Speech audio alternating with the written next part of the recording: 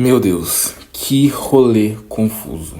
Há uma semana atrás eu fiz um vídeo reagindo ao vídeo do Fefo Verso, em que ele falava a respeito do processo da Blake Lively contra o Justin Baldoni.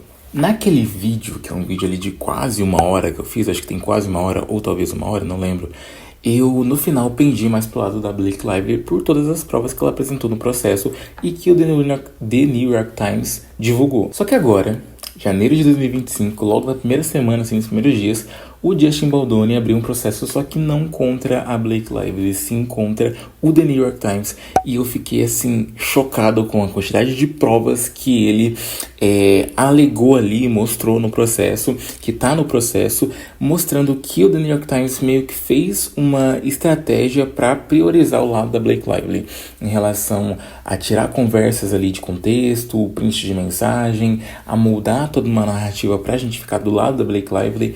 E isso me deixou, assim, estagnado. Eu fiquei surpreso quando eu vi aquilo, porque eu fiquei sem acreditar que isso realmente aconteceu, sabe? Tipo, que isso realmente foi manipulado pra gente ficar do lado dela, né? Pra gente pender pro lado dela. Porque se você assiste as coisas que a gente vai assistir agora, você fica, assim, em choque com as coisas que eles manipularam, com as coisas que eles cortaram, com o contexto que eles tiraram. Foi, assim, louco. O primeiro vídeo que a gente vai reagir é de uma TikToker, o nome dela é Uma Geek Me Disse, e ela fez um vídeo de 4 minutos falando mais ou menos sobre o processo e tal, e explicando toda a introdução e mais ou menos ali o esboço do processo do Justin contra o The New York Times. E a gente vai assistir esse vídeo completo.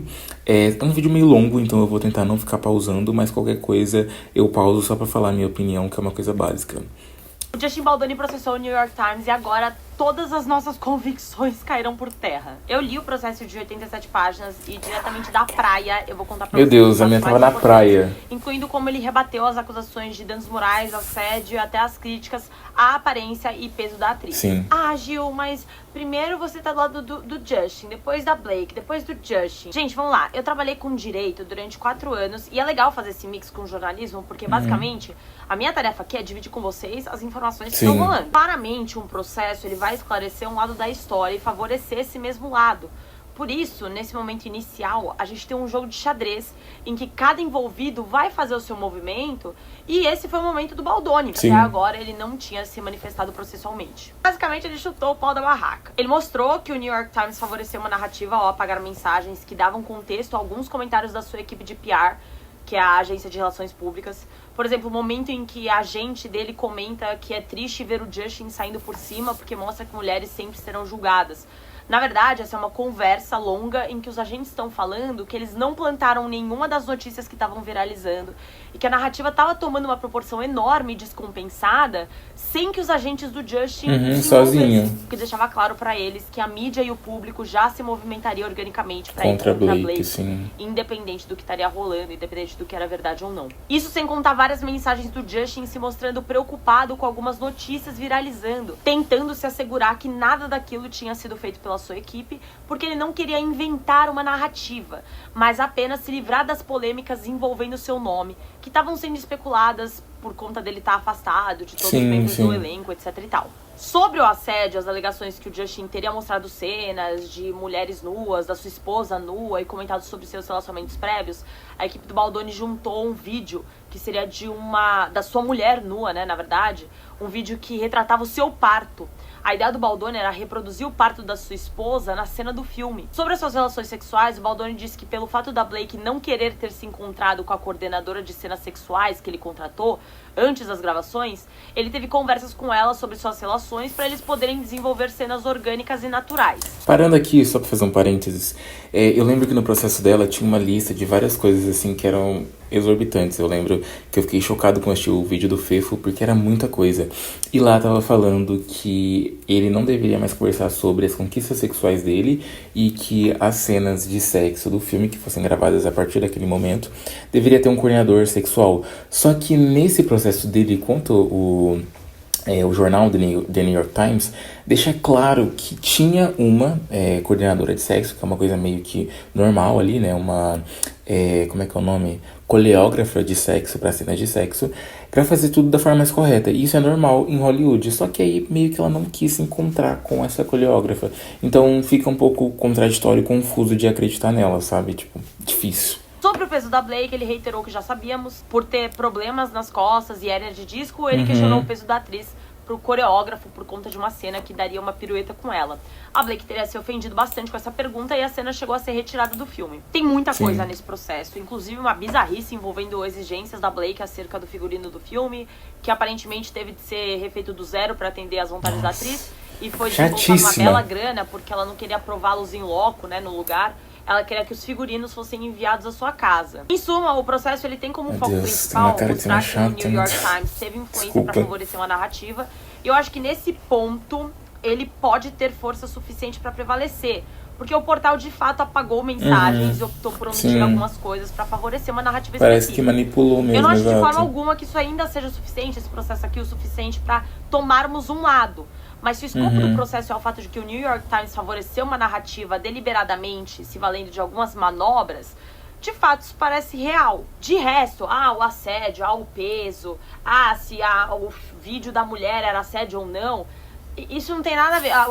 O juiz não tá nem aí se a mulher parindo é assédio ou não, entendeu? Porque esse caso é outro, é sobre o New York Times e a manobra do New York Times. Enfim, gente, esse foi o movimento do Baldoni e claramente esse movimento vai favorecer o próprio Baldoni. Então muita coisa pode acontecer e virar o jogo. Mas honestamente, eu acho que a carreira de ambos foi extremamente prejudicada e essa parada só vai ser resolvida no tribunal com testemunhas depondo sob juramento acerca do que realmente aconteceu nesses bastidores. Cara, esse bagulho que eu falei dela ser meio chata é porque eu acho meio nada a ver você agir como uma estrela junto de outros artistas que estão trabalhando com você no filme, sabe? Eu acho que isso é muito coisa de gente que tem um ego muito inflado. Então, todo figurino tem que ser refeito porque ela quis, porque ela não gostou dos que estavam lá. Não, ela não vai provar no camarim, no set de filmagem. Ela vai provar na casa dela antes, porque qualquer coisa ela já pede pra refazer. Isso é muito coisa de gente chatinha, assim. Porque se eles dessem essa opção, tipo, não, o figurino vai ser feito, vai ser enviado da sua casa e a gente testa. Beleza, mas não é, ela quis. Então, porra, vai tomar no cu, sabe? Coisa de gente, assim, estrelinha mesmo, sabe? E aí junta com um monte de vídeo antigo dela sendo chatinha, assim, estrelinha. E não dá pra ficar do lado dela, sabe? Tipo assim, óbvio que se a gente tivesse prova o suficiente pra saber que ele é um cara realmente escrotão, obviamente, né, a gente tem que priorizar o lado da mulher.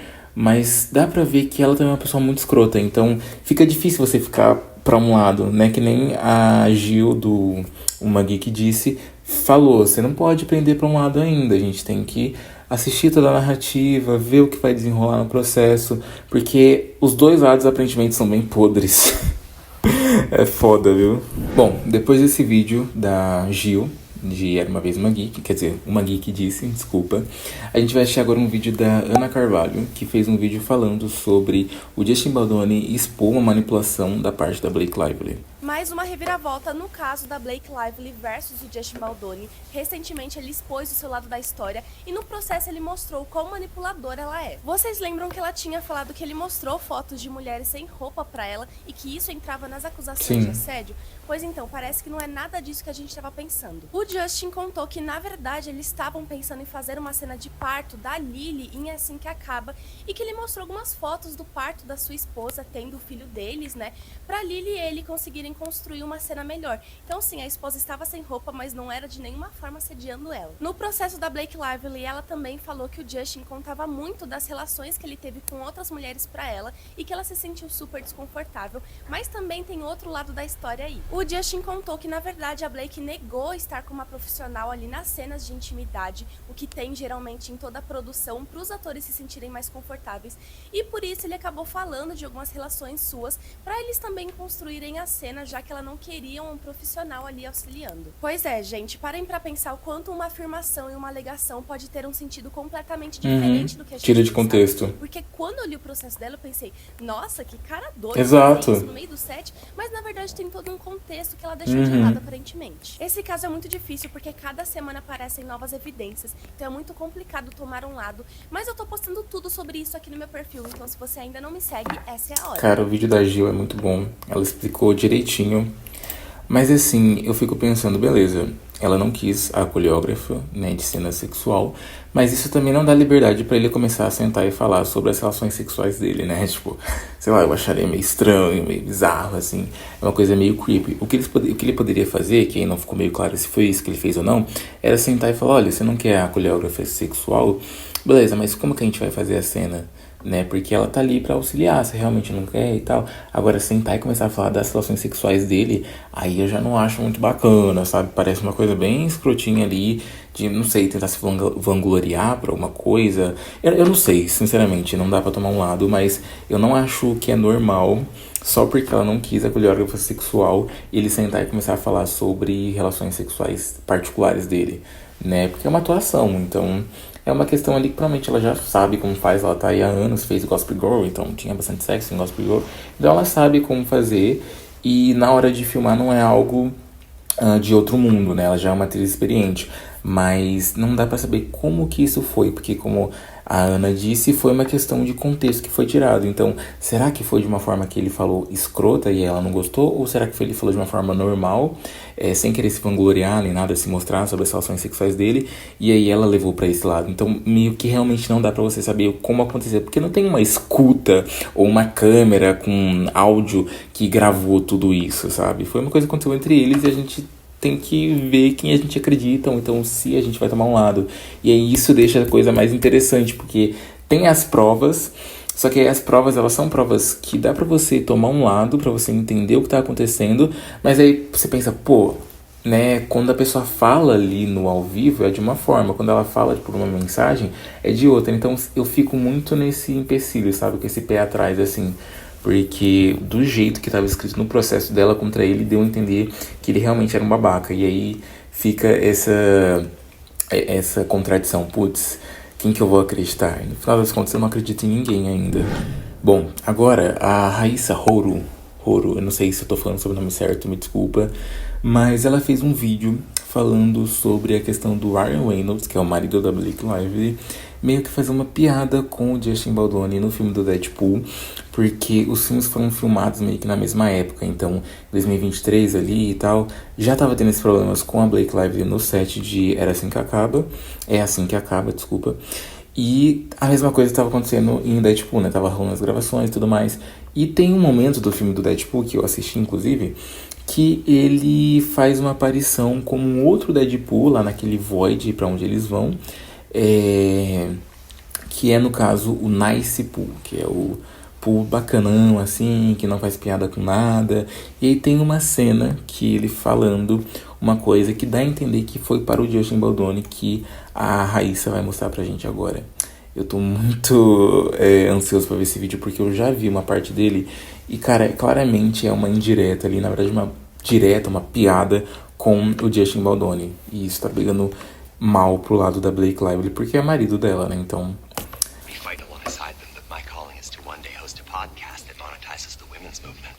Esse vídeo tá circulando recentemente, as pessoas estão falando que é uma cena cortada de Deadpool e Wolverine, e as pessoas notaram uma semelhança com Justin Baldoni. E provavelmente ele colocou essa cena no filme pra zoar o Justin Baldoni, que isso não vai pegar bem devido ao processo que eles estão movendo contra ele. No processo que a Blake Lively levantou contra o Justin Baldoni, ela o estava acusando de assédio e perseguição online. O Justin Baldoni está contra-atacando, falando que não é nada disso, e quem sofreu retaliações ali no filme foi o próprio Justin. Só que devido a esse corte, uma das coisas que as pessoas andam comentando é que provavelmente quem fez ali um bullying, quem fez uma perseguição, foi o Ryan e a Blake Lively contra o Justin. Uma movimentação que eu também tenho visto na gringa é que as pessoas estão falando que provavelmente o Justin Baldoni e a Blake Lively tiveram alguma coisa, ou seja, um affair no set. Isso é uma narrativa bem recente que eu tô vendo uma movimentação lá na gringa e saiu um blind item sobre isso, falando que eles tiveram alguma coisinha ali gravando as cenas do filme, só que provavelmente não foi recíproco ou talvez tenham cortado esse mal pela raiz. E provavelmente o Ryan Reynolds, ele percebeu que alguma coisa estaria rolando, então foi por isso que ele entrou e meteu a mãozinha dele lá no filme. Sobre essa última teoria, eu não tenho o que comentar, eu não sei se é verdade ou não, mas que isso aqui foi um shade pro Justin Baldoni, foi, viu?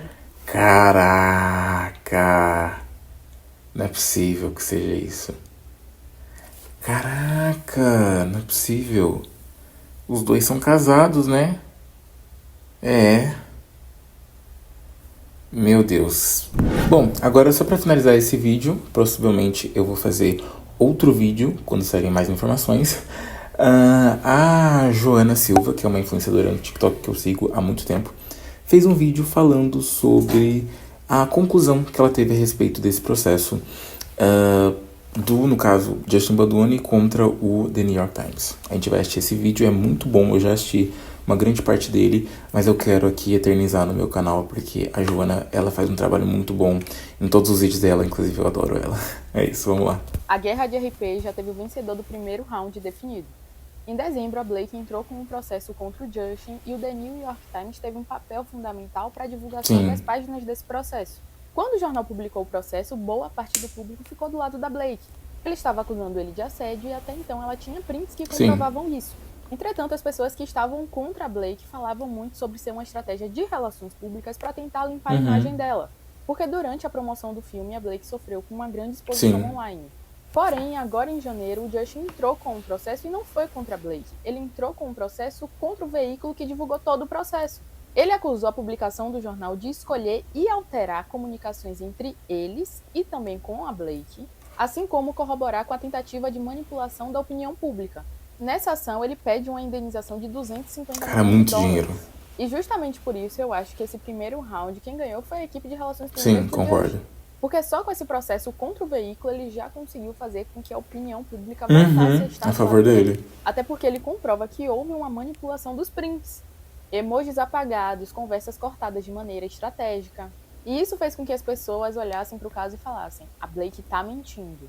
A equipe dele já deixou claro que vai entrar com uma ação contra a Blake, e eles já deixaram claro que vai ser uma ação que vai chocar todo mundo, porque eles têm muitas provas. Agora a gente vai ter que acompanhar toda essa história para ver como a equipe da Blake vai se defender disso. Cara, ela tá muito certa, porque eles abrirem o processo, ao invés de ser contra a Blake diretamente e ser contra o jornal por ter divulgado, foi uma jogada excelente, assim. Foi tipo, jogada de mestre. É o checkmate ali. Na verdade não seria um checkmate, porque ainda tem outras coisas por vir. Mas foi uma jogada muito estratégica para dar o checkmate no final. Podemos dizer que é isso. E assim, cara, é loucura que o time de marketing dele foi muito certeiro em espalhar os prints corretos, com os prints, no caso, que foram divulgados pelo processo dela, pelo New York Times, só que completo, né, sem cortar nem nada. E tem alguns prints que eu peguei eu não vou colocar o vídeo dele porque tem música e eu pego direitos autorais, mas é o Gabriel Mahalan. Eu vou colocar uns prints aqui do vídeo dele, que ele mostra os prints sobre aquela situação, por exemplo, dela estar amamentando e o Justin Baldoni ir até o camarim dela e pegar ela sem roupa, né, meio seminua ali e tal. E no caso, os prints comprovam que eles conversaram antes, que ela falou: pode vir até o meu camarim pra gente repassar nossas falas. E ele falou: beleza, tô comendo, daqui a pouco eu vou. E ele foi. Então, é uma questão que mostra que, além de ter uma omissão, teve também uma manipulação dos prints, como ela falou ali, uma alteração em qual emoji de reação mostrar e tal, e não mostrar, qual parte da mensagem mostrar, e isso pendeu mais pra gente ficar do lado dela, obviamente. Então, essa jogada do time dele foi muito inteligente, e eu acho realmente que as coisas vão ficar bem feias pra ela quando ele abrir o processo contra ela. Quando isso acontecer, eu volto e faço outro vídeo assistindo todo o desenrolar dessa história. Mas é louco pensar que em um momento você é a vítima e aí no outro, com algumas provas ali, você é a vilã, né? Que foi basicamente o que aconteceu. E aí junta com outras coisas que já estavam acontecendo sem ser em relação ao processo, como a questão da divulgação que ela estava fazendo do filme, que ela estava divulgando uma marca de bebida, se eu não me engano, que era dela. O jeito que ela divulgava o filme também pegou muito. Então, cara, é loucura que a Blake Lively se prejudicou muito. Eu acho que ele também, só que a gente sabe que a indústria é muito mais pesada para as mulheres, e aí, tendo todas essas provas contra ela, tipo assim, é difícil. Provavelmente ela vai ter um descanso de imagem por uns aninhos aí, assim, talvez a mesma coisa que aconteceu com a Amber Heard, no caso contra o Johnny Depp, porque as coisas ficaram pesadas pra ela, e eu só quero ver o desenrolar dessa história quando ele processar ela de volta, porque aí vai ser uma coisa que vai chocar e eu vou estar aqui pra assistir e pra comentar.